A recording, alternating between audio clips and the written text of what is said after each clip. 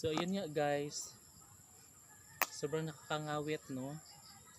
So inilagay ko muna yung cellphone sa stand ko para kasi nakakangawit.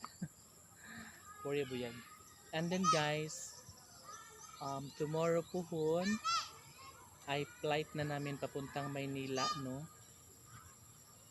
Yes. 9 o'clock is we're going to travel from Baybay City Leyte to Tacloban City. So that is 2 hours ang biyahe. And then makakarating kami doon guys mga 12 tama ba? 10, 11, 12 12 na doon na kami. So yung departure naman namin, tawag niyan,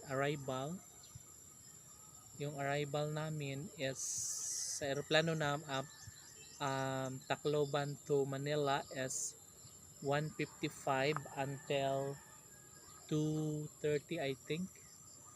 So nandun na kami sa Manila puhon, and then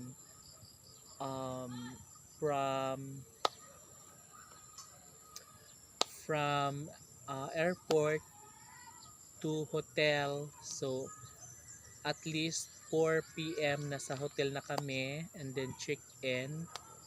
So 5 o'clock okay na siya, and then dinner maganda na diretso na siya.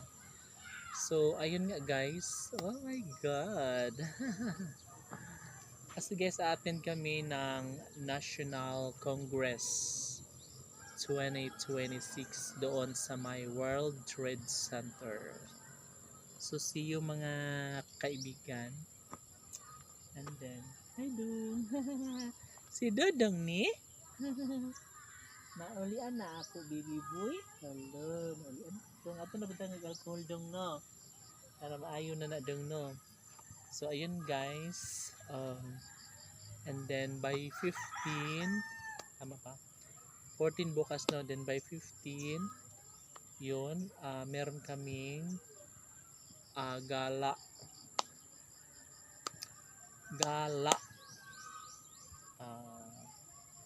sa kung saan saang lugar guys sa Manila. Nandun sa itinerary, nakalimutan ko lang saan ba yun. And then ang balik namin is 16, mga 2 o'clock. So doon pa kami makapag-lunch sa hotel guys. So 2 o'clock, and then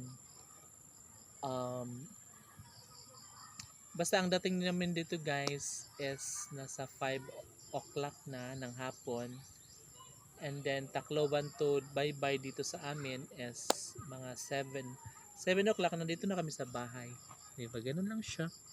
Madali lang naman guys ang travel kasi ready na siya sa mga sasakyan kasi naka-ano kami guys, naka